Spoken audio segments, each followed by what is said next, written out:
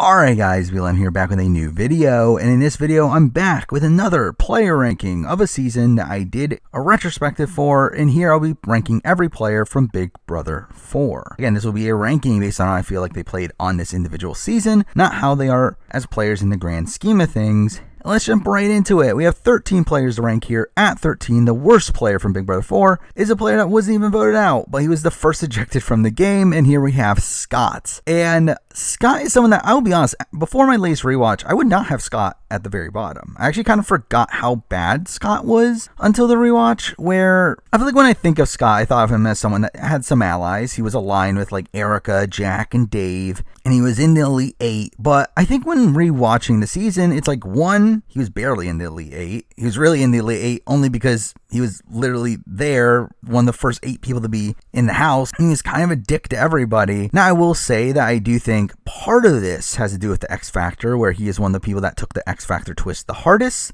Though at the same time, I would not be surprised that's just who he is, and he's just someone that isn't very pleasant to be around. And it got to the point where there were serious talks about potentially backdooring him before he eventually got ejected. And considering this is a situation where he was essentially handed an 8-person alliance that could have easily run the game, and that alliance almost instantly talks about taking him out, I think that is pretty bad. And again, I don't see any way that he would have done well progressing in the game. Even if he didn't get ejected, he was almost the first boot anyway, and even if he wasn't, again, no chance of winning the game. He's here at number 13. Now, number 12, we're moving on to the first boot of the season, and that person is Amanda. And I will say I did think about not putting Amanda at the very bottom, largely because I do think Amanda is someone that is partially screwed over by the X Factor twists. I mean, I think definitely screwed over in the fact that she is obviously an X, and through that is one of 5 people that came into the game late, and through that had an inherent disadvantage there. But also with Justin and Robert making a deal for safety, it really only left her, G, and Michelle as potential targets for week 1. And also to add to that, a lot of the reason why she was thought of as an initial target was because of her association to Scott, where people wanted to separate the two because of how much drama they were causing. And that's obviously very unlucky there. However, when we look at like how she handled these situations, I still feel like she didn't really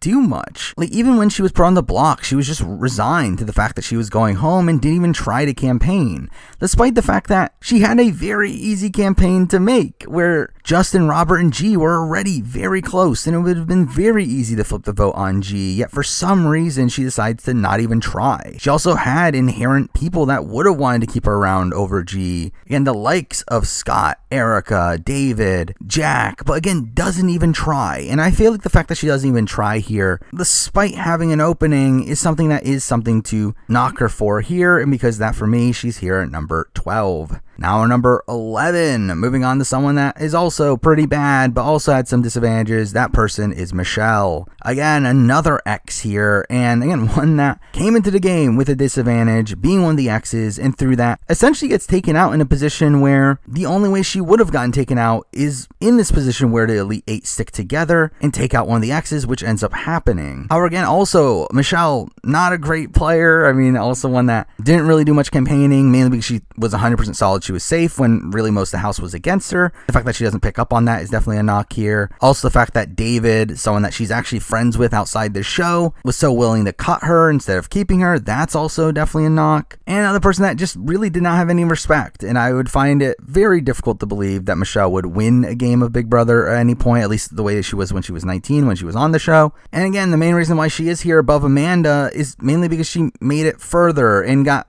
voted out due to some wonkier situations, where it was more so a protect Erica vote than an anti-Michelle vote, where really a lot of people wanted to keep both of them. And there were these serious plans to try to backdoor Dana instead that week, though obviously it doesn't go through. So again, for me, like, I end up having Michelle above Amanda, mainly because she made it one round further. I technically think Amanda probably got a bit more unlucky in the game, but I think also did more actively bad work in the game, because that, for me, Michelle's here at number 11. Number 10, moving on to a player that was definitely a big player in the game, but not that great of one. That person is Dana. Now, I will say Dana is a player here that gets a lot of flack for her flipping against the Elite 8 and targeting Allison. However, for me, I don't think that's the issue here. I actually think that was her correct move to make. I think at the position she was in, where she was on the bottom of the Elite 8, and there were already talks about potentially backdooring her the previous week, it is the right move to flip to the Stooges along with June and create a new majority alliance. That is not a bad move. The bad move was her not securing that Allison was going to go home, where through her nominating Allison against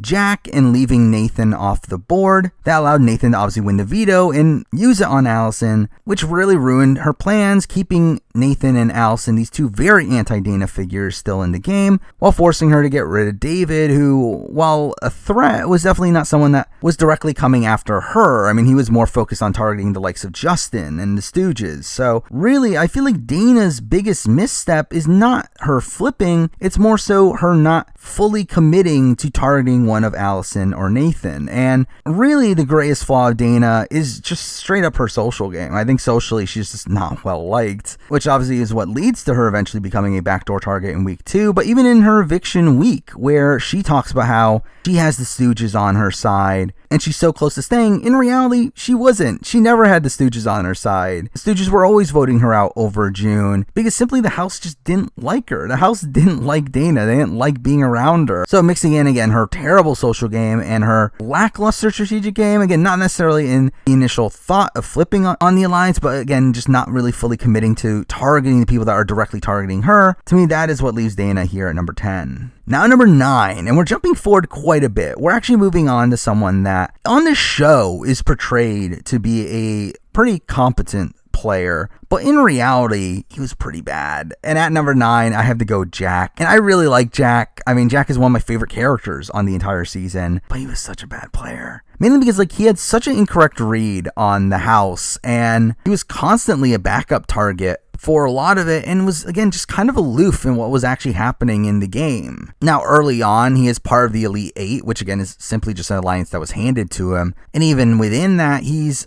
pretty solid with, again, Scott, David, and Erica, but they kind of isolate themselves from the rest of the players, while the likes of Dana, Allison, and June are kind of trying to play both sides. And through that, Jack essentially becomes solidified on this one side of the house against the Stooges, making him one of the bigger targets on the board for the opposite side. And being a very vocal anti-Justin figure in the house, really being so dead set on targeting Justin that I do feel like it kind of clouds the way that he looks at the game. And I think just in general, Jack is someone that isn't really able to understand other people's perspectives, where he's one that constantly talks about how people are making bad moves whenever it's a move that isn't in his best interest. But I think Jack's just overall read on the game was just really, really bad. And again, had numerous close calls where both the David and Nathan weeks, he was really close to having the votes flipped on him. The Nathan week literally came to a coin flip. And considering the fact that Jack is someone that is just outright terrible at competitions, yet everyone didn't even believe that he was terrible at competitions and thought he was throwing competitions. And because that became a bigger threat because of that, I think that's pretty bad as well. Now, I will say the one big pro for him is that I do think he had a decent amount of win equity. I do think if Jack got to the end against almost anybody, I do think Jack was a very likely winner. But the thing is that no one was ever taking him to the end, where the only person that probably would have taken him to the end is Erica. But again, Erica was not the greatest player for a lot of it either, and also even then, Erica had other options while Jack kind of failed at opening up these other options. And just overall, again, I think Jack's a pretty bad player, though still a very likable one, but still I had to land him here, number 9. Now, number 8, we're moving on to the earliest boot left on the board. We're moving on to David. And I did very much debate him and Jack. I do think they are relatively close, despite, again, Jack making it much further in the game. But I did feel like, one, I feel like David got kind of screwed over, not like 100% screwed over, but I think the way that he goes out is in a very wonky situation where Nathan uses the veto on Allison really out of the blue, and through that Dana has to make a last second veto nomination, giving David no real time to truly campaign for himself there. And then we get to the eventual vote where David does come relatively close to flipping the votes onto Jack. he gets his own side on board, even Erica being willing to vote out Jack, and has some serious talk with the Stooges in order to try to flip the vote over, though obviously it doesn't go through. But really, at the end of the day, like, I feel like David and Jack have relatively similar game ability. However, I just feel like David got a little bit more unlucky in how he eventually goes. Though, to be fair, I think you can also attribute that to him taking out potential allies in the previous week, where he lets go of people like Amanda and Michelle, these people that would have been numbers for him.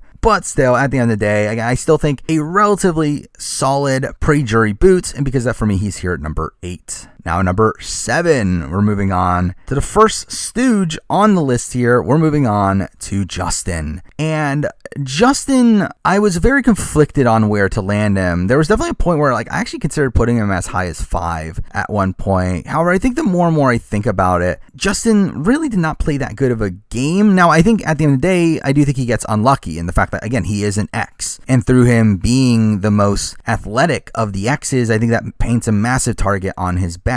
And also, there are points where I do think he does some decent gameplay. He does obviously have a showmance with Dana, to where Dana eventually decides to flip over to his side. He has a secret deal with Allison, to where Allison keeps him safe during her HOH week, and also, even beyond that, tries to save him in his eventual boot week. But beyond that, again, I feel like his game is very lackluster. I mean, it's really a miracle that he makes it as far as he does in the game, where if you look at his track record across the season, he doesn't survive a single round of the game without some sort of lucky circumstance, considering most of the house was targeting him for most of his run. Like, there's never a point where he is not the biggest target for the Jack and Erica side of the house, yet he somehow makes it through to the final 7. Again, he survives that first round due to the fact that he made a deal with Nathan in the HOH comp. He survives week 2 due to his close ally in G winning HOH. He survives week 3 due to Dana winning HOH, his showmance, who ends up flipping the game at that point. Week 4, his ex-girlfriend in Allison has HOH and keeps him safe. Week 5, he wins HOH, only to then be taken out in week 6. So again, like, it's a weird run for him to where he just got very lucky HOH results over and over and over again, where if any of the likes of Erica, Jack, or Nathan had won one of those later HOHs, Justin would have been screwed. And Justin is screwed at the first point that they do win HOH, where Erica wins HOH to take him out there. But even beyond that, I think you also factor in the fact that G flips on the Stooges at the final 7 round, where him and June had made this plan in order to throw the HOH comp in order to let Justin get voted out, which I don't even think is the right move for G. So Justin being taken out at a point where one of the players responsible was even doing something in his best interest is pretty bad. And again, like, just overall massive lack of threat management, and also just really aloof at multiple points in the game, where while there are some impressive moments, again, he is completely on the outs during the Michelle boot. He almost keeps Nathan in the game. He wants to keep Nathan over Jack, but isn't able to get his way because of the likes of June and G campaigning against it.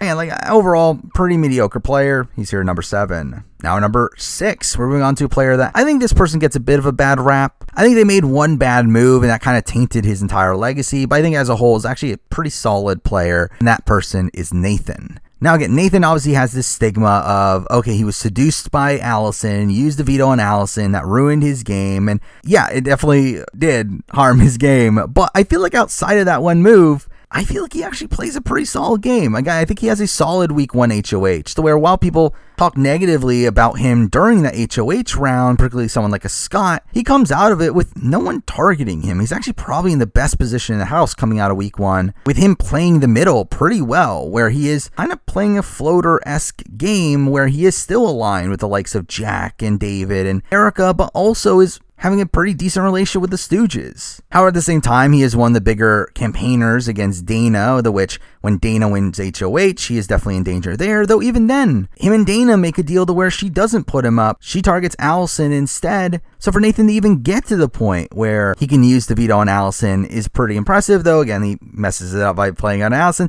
Though at the same time, I understand his rationale, where even when taking out the him being seduced by Allison part of it, I think from his current game position at that point, I do think it makes sense why he would want to keep Allison, where Allison is seemingly a pretty loyal number for him. And considering they didn't know for sure who the renom would be, I do think it was worth the risk of him taking Allison off. Though obviously by doing so, he does ruin his relationship with the Stooges, which ends up being pretty detrimental to him moving forward, while also at the same time, he keeps Allison in the game, someone that is gonna end up becoming unloyal to him. Though at that point in the game, it did seem like Allison was still willing to work with Nathan. Where again, she's saying in the confessional that her and Nathan are going to run this game. And I think a lot of the reason why Allison ends up letting go of Nathan moving forward is because of her guilt over Donnie. And also, again, I think some poor play from Nathan in the sense that he becomes a bit hung up on the fact that he made a possible bad move, where once it seems like Allison is starting to play both sides, he kind of just mopes around the house for a while to where he ends up ruining his relationship with Allison even further there. But even then, in his eviction week, I do think he starts to play pretty well, where he comes extremely close to flipping the votes to the point where Justin himself wants to keep him around,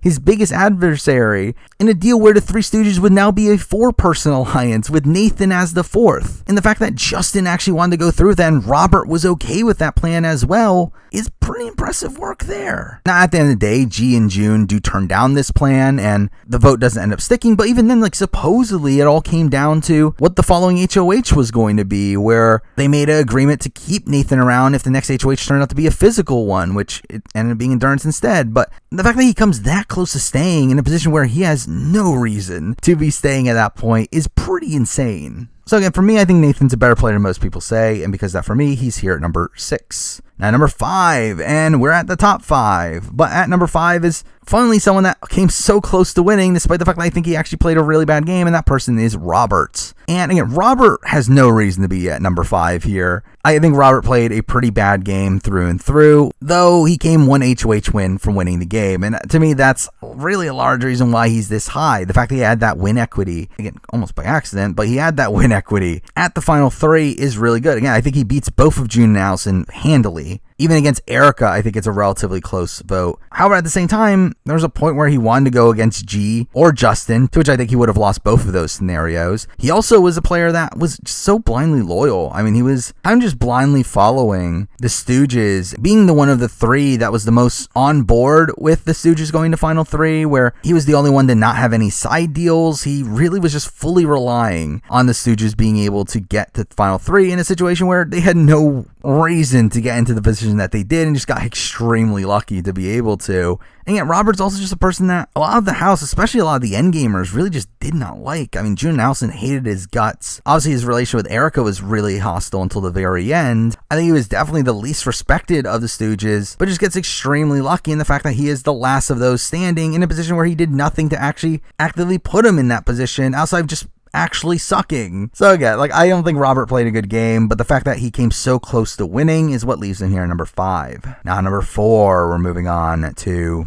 a player that I think played pretty poorly for the first half of the game, though I think towards the end they started to play a bit better, and that person is Erica. And Erica and Jack are pretty much playing the same game for a lot of the season, where they're essentially working together, spending almost all their time together, having completely wrong reads on the game, and not really doing much to better their position in the game. Again, they were both so focused on targeting Justin and not really communicating with the opposite side, and through that made themselves easy targets for the opposite side. Though I will say that something that is better for Erica than for Jack is the fact that I do think Erica managed her threat level a bit better. It felt like most people were targeting Jack over her in most scenarios. Even in week 2, where she was on the block, she was never really going home as long as she was on the block against Michelle. Though realistically, for most of the game, her game is very topsy-turvy, as again, this was a pretty dynamic house, with there being 2 solid sides, but then a middle group that was kind of flipping all over the place. And with Erica being on one of those sides, it just made her one of the more prime targets on the board, but again, not as big as a David or a Jack or a Nathan. And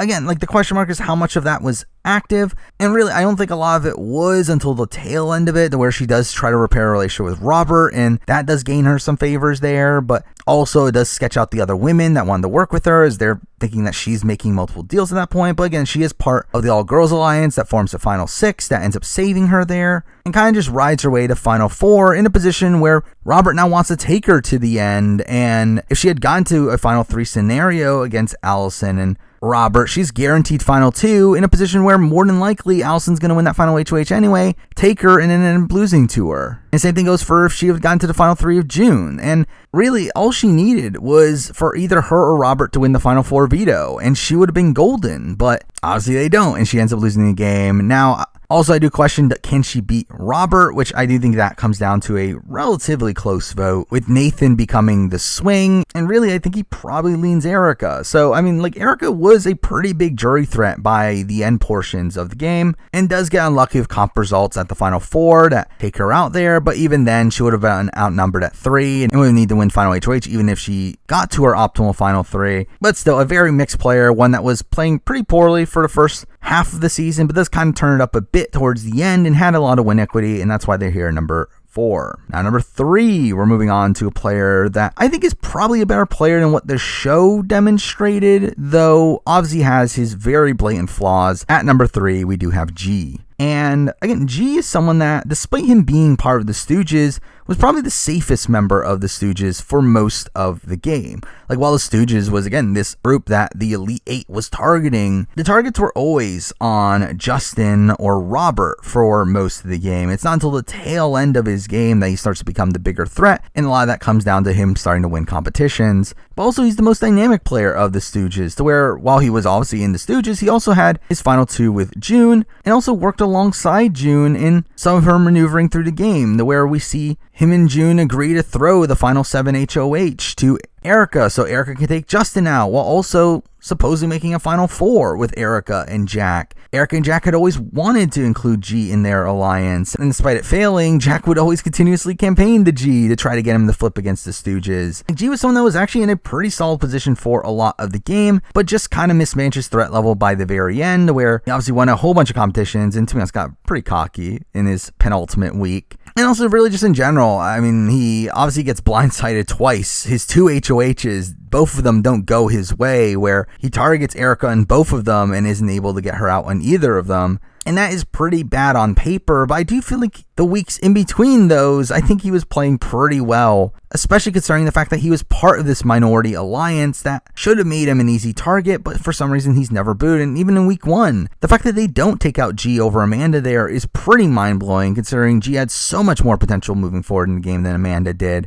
For some reason, they keep him around. And also, I feel like G had massive win equity. I think if G gets to the end against pretty much anybody, I think he probably beats them. So again, when considering that, 1, he was the best competitor of the season, he had the most win equity, and then also was the safest within the Stooges, and was also the most willing to betray the Stooges, to me, that leads to G being pretty high on this list here at number 3. Now, number 2, and obviously the top 2's really obvious. I mean, I think everyone could have guessed what the top 2 was. However, I do think there's a bigger gap here than what there was before my rewatch. So at number 2, I do have Allison. And Allison plays a very rocky game on this season, one that I think is very tough to assess, because I do think she starts off the game kind of playing the middle, but still mostly aligned with the remnants of the Elite 8. Obviously has a good relationship with Nathan, still has connections to the Erica, Jack, and David side of things, but also at the same time had her secret deal with Justin, and I believe was one of the more integral players in getting G to put up Michelle as a pawn, which obviously opened up the opportunity to blindside them by taking out Michelle. Again, that is pretty solid play there, but then she becomes the biggest target for Dana once Dana wins HOH, which I will say, I don't have a full grasp of exactly why. Now, we do know that, again, like Allison would talk bad about Dana behind her back, which, I mean, she did that to most people. And we do know that Allison was like kind of getting a bit caught in playing both sides at that point, but I don't fully understand exactly why Dana comes after her outside of just disliking her and Dana's relationship with Justin, which, I mean, maybe that's the reason, but either way, she becomes targeted there, but again, through that week is able to convince Nathan to use the veto on her, which again, I will say, I do think as much as Allison tries to prop it up as she was always manipulating Nathan from the very beginning, I don't think that's necessarily the case. I do feel like at that point in the game, Allison was still planning on going far with Nathan, though obviously once things go downhill for Nathan, she ends up dropping ship. But again, we get to our HOH week, where she has some solid play in terms of positioning, where she obviously doesn't target Justin, instead targets Dana, someone that is directly coming for her and did directly come for her the previous week. But I feel like this is where she obviously loses credibility with the likes of Erica, Jack, and Nathan, where this is where her relationship with Nathan starts to go downhill due to him realizing that she's playing more self-interestedly, and then also I think it loses her respect from Erica and Jack, to where eventually Erica and Jack have conversations of, in the worst case scenario, of Allison and June getting the final 2, who do we vote for? And they decide to vote for June in that situation. And really from that point forward, Allison's pretty much drawing dead. Like, while she is still playing the middle of the game pretty successfully, she's drawing dead in terms of jury votes, where no one respects the way that she's playing the game. A lot of that having to do with the perception that she's putting out there of trying to act as if she's this emotional player, which again, I do think there's an aspect of, but again, she is a very cutthroat strategic player, but I do think most people looked at her game as a very emotional one, and through that didn't really have respect for her in that light. Well, also they saw her as a floater, someone that wasn't loyal to anybody and was flipping back and forth, and again, was unrespected due to that. And again, she lets Nathan go during Nathan's HOH week, and even then, there's a serious plot to try to take Allison out during that week, where June convinces Nathan to campaign against Allison, and while it doesn't go through, it definitely was talked about during that week. Then the final 7 rounds, she tries to save Justin unsuccessfully, so that's pretty bad there. But then we see her build her final 2 with June, which is a optimal move, but again, one that is already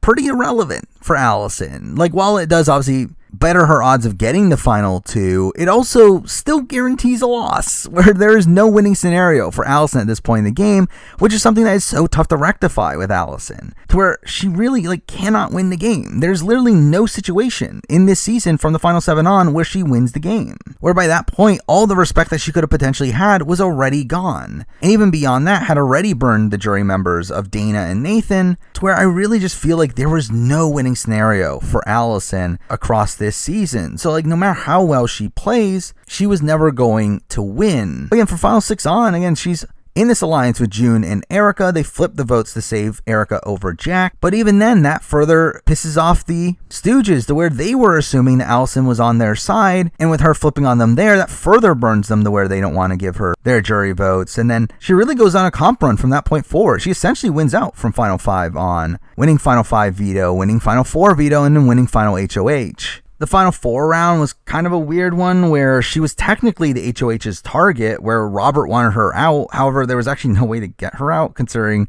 obviously Robert can't vote, and the only people that can vote are Allison, to where she's obviously keeping herself safe, June, to where June was going to vote out Erica over Allison, and Erica, to where she was going to vote out June over Allison. So it's kind of a weird situation where, despite her being the main target, she has no chance of going home. She's actually the safest person out of the vulnerable people in that position, though beyond that, gets outplayed by June at the final 3 into being the one to vote out Robert. And I mean, really just in general, I find Allison's game so tough to assess. I do think Allison's a player that had some pretty terrible jury management. I think really none of the jury really respected her. And even the only vote that she got in the game was Nathan, who she had completely burned as well. She had some decent maneuvering through the game, being the first to pretty much successfully float through the game, even before June had been using the strategy, to where June pretty much copies her strategy after seeing Allison try to enact it. The problem is I think she does it a bit more openly. And while June eventually does it openly, I think Allison does it openly to the point where people get frustrated with her first. But then also beyond that, she also frustrates people later, with her later being the ones to directly vote out both Robert and Erica, and then also is the one to flip against Gene and Robert at the Jack vote. And it's really just a terrible game from a jury management perspective, but one that has some decent positioning at points. And